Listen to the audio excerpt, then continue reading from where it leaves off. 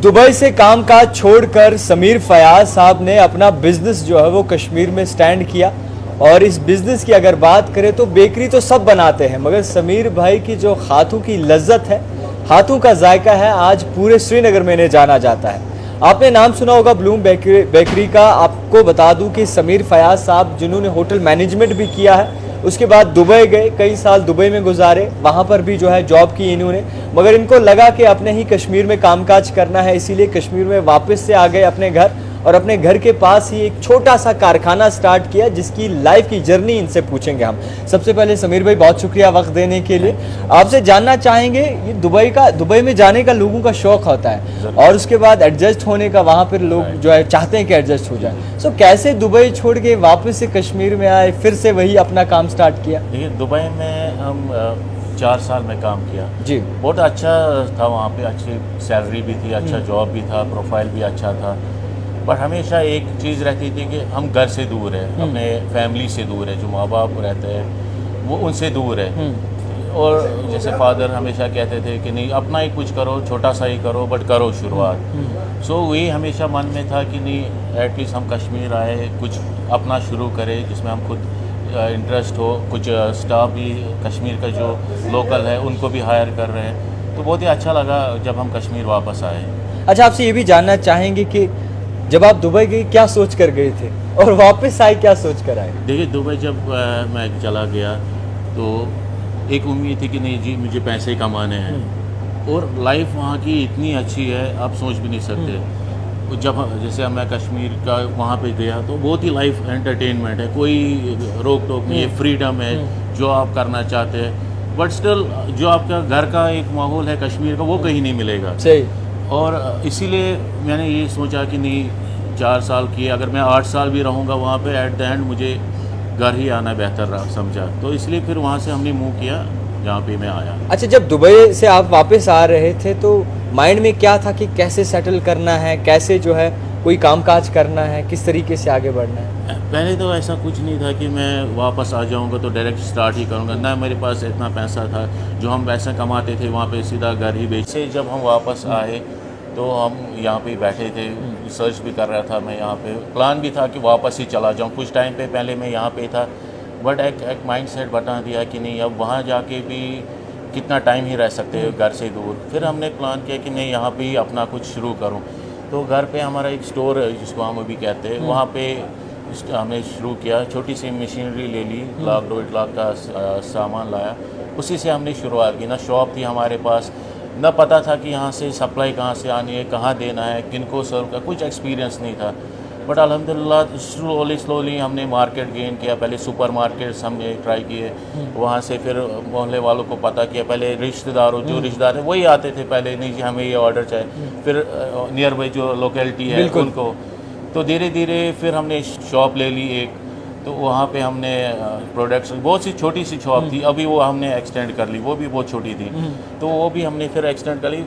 Start में बहुत तकलीफ़ें तो हुई, क्योंकि लोकल मार्केट हमें कुछ पता नहीं था, कैसे हमें मार्केटिंग करनी है वो कुछ नहीं पता था, कहाँ से सप्लाई लानी वो कुछ नहीं पता था। बट अल्हम्दुलिल्लाह बहुत अच्छा रहा, बहुत अच्छा सफ़र रहा अभी तक का। अच्छा, आपसे ये भी जानना चाहेंगे कि जब कोई चीज़ हम शुरू करते हैं ना, जब किसी चीज़ का स्टार्ट करते हैं तो हमेशा कहीं ना कहीं एक कुछ चीज़ें रह जाती हैं और डाउनफॉल बीच में आ जाता है, तो उसके बाद जो डाउनफॉल आता है उससे वापस से उभर जाते हैं। सो कभी ऐसा लाइफ में आया जहाँ पे आपका नुकसान वगैरह हुआ, फिर से आपने सोचा कि फिर से उभरना है? देखिए, इससे पहले जो हमने ये ब्लूम बेकर से पहले हम गुड़गांव में शुरू किया था, तो अच्छा चल रहा था वहाँ पे। जब अच्छा चल रहा था तो कोविड आ गया। कोविड आ गया तो हम पूरा ही समझो टूट गए जी, क्योंकि हमारा कॉर्पोरेट्स का काम था। जब कॉर्पोरेट्स बंद हो गए तो हम पूरा बैठे थे, तो वो एक पूरा डाउनफॉल आया था। अराउंड हमारा 20-25 लाख का वहाँ पे लॉस हो गया। अच्छा। फिर बट वही है, फैमिली का सपोर्ट। वो फादर गवर्नमेंट एम्प्लॉय थे, तो उन्होंने थोड़ा हेल्प किया, थोड़ा हेल्प किया। तो फिर हमने घर आ गए, घर में देख रहे तो यहाँ पे इतना हमारे पास रिसोर्सेज नहीं थे कि हम कहीं पे फैक्ट्री ओपन करें, तो थोड़ा सा सामान था, उसी से हमने शुरुआत की। अच्छा, ये कोविड के दौरान आपने बिजनेस स्टार्ट किया है? हाँ। तो कोविड में जब ज़हनी तो लोग बीमार थे, परेशान थे, बीमारी से बचने का सोच रहे थे, तब आप ये सोच रहे थे कि आपने कैसे बिजनेस स्टैंड करना? उसी टाइम हमारे पास कोई ऑप्शन नहीं था क्योंकि हम बैठे थे, डाउनफॉल भी चल रहा था और उस टाइम जैसे शुरुआत हो गई होम डिलीवरी, तो वो हमारे लिए एक प्लस पॉइंट आ गया कि हम लोगों के यहाँ से डिलीवरी कर रहे थे, तो शॉप का उतना ज़रूरत नहीं पड़ा। तो लोगों ने जाना, प्रोडक्ट्स खाए हमारे, अल्हम्दुलिल्लाह सबको पसंद आ रहा है और इंशाल्लाह हम इंक्रीज़ कर रहे हैं। जैसे हमने और एक आउटलेट अभी रिसेंटली ओपन किया कहाँ पे? हवल में। तो हवल वालों सुन लो कि एक और आउटलेट इनका जो है वो बाकायदा तौर पर उसकी शुरुआत हो चुकी है। आप वहाँ पर भी जो है ब्लूम बेकर्स पर जा सकते हैं। अच्छा फयाज साहब, आपसे जानने की कोशिश करेंगे, हर एक चीज़ में एक यूनिक चीज़ ज़रूर होती है। मान लीजिए कि अगर कोई किसी का शॉप होता है तो उसमें एक अलग चीज़ होती है। सो आपकी बेकरी में कौन सी एक ऐसी है यूनिक चीज़ है, अलग चीज़ है जो सिर्फ आप ही बना सकते हैं? देखिए बेकरी तो आजकल बहुत हो गई है, बट वही है, सम डिफरेंस रहता है हमारे पास। जैसे कुछ कुकीज़ है जो हम ऑथेंटिक हमारे पास ही है, वो आप ट्राई करेंगे तो वो कहीं और नहीं मिलेंगे। ऐसी सिमिलरिटी मिलेगी बट जो हम बना रहे हैं वैसा नहीं मिलेगा, वैसा नहीं मिलेगा। जैसे हमारे पास डिज़ाइनर केक्स है, कस्टमर कोई भी केक देता है, हम उनको बोलते हैं आप गूगल से सर्च करके लाइए, हम बना के देंगे, हम बना के दे देते हैं। तो वो एक यूनिक चीज़ है। अच्छा, क्या लगता है कि अब आप अल्हम्दुलिल्लाह सेटिस्फाइड हैं? पूरा काम सही से चल रहा है सब? अल्हम्दुलिल्लाह, शुक्र खुदा का कि बहुत सेटिस्फाइड है।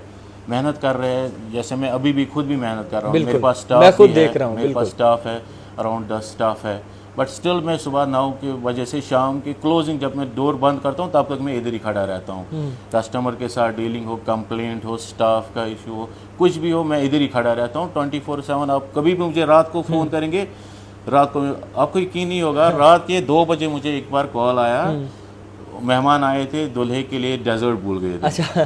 तो रात के 2 बजे मैं शॉप खोल के उनके लिए दे दिया। यही बड़ापन होता है। वो एक हम रखते हैं कि नहीं जी, हम 24/7 खुले हैं। हाँ। अच्छा, आपसे ये भी जानना चाहेंगे कि जिस तरीके से इस वक्त निज़ाम चल रहा है, कई सारी चीज़ें नई भी आ गई हैं अल्हम्दुलिल्लाह, आपके थ्रू कई सारे लोगों का रोज़गार भी चल रहा है। सो क्या कहेंगे, अनएम्प्लॉयमेंट बहुत ज़्यादा हो चुकी है, नौजवान PhD कर बड़ी बड़ी डिग्रियां कर घर में बैठे हैं, नौकरी की तलाश में, सरकारी नौकरी की तलाश में।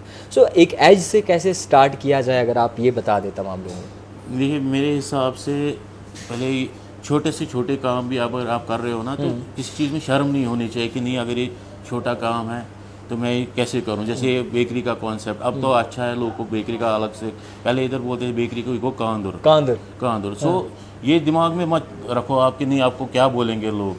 अगर आप में पैशन है, अगर आपको कुछ करने का जज्बा है तो आप कर सकते हो। आप छोटे से स्टॉल से भी शुरुआत कर सकते हैं। खैर, बहुत बड़ी बात आपने बोली। तो फ़िलहाल के तौर पर मैं आपको बता दूं कि समीर फयाज साहब इस वक्त हमारे साथ मौजूद थे। बड़ी अच्छी टेस्टी बेकरी बनाते हैं। अलग क्यों इनकी स्टोरी हमने की वो आप तक पहुंचाएंगे, क्योंकि इन्होंने अपनी लाइफ में डाउनफॉल भी देखा है। दूसरा, दुबई जाकर फिर से वापस आए अपने घर की तरफ और यहाँ पर काम स्टार्ट किया और 10 लोगों को और रोज़गार दे रहे हैं। इस तरीके से आप भी अगर कोई काम स्टार्ट करना चाहें तो ज़रूरी नहीं आपके पास लाखों करोड़ों रुपए हो, आप ज़ीरो से भी स्टार्ट कर जो है कई लोगों को जो है रोज़गार भी दे सकते हैं। आपके ज़रिए से कई लोगों को आसानी भी मिलेगी। तो फिलहाल आपको बताना चाहूँगा कि बड़ा अच्छा काम कर रहे हैं। उम्मीद करते हैं कि ऐसे ही और ज़्यादा आउटलेट्स आपके खुले और पूरे कश्मीर में इनका नाम रोशन हो। फिलहाल के तौर पर दिखते रहिए द टाइपराइटर जावेद खान के साथ।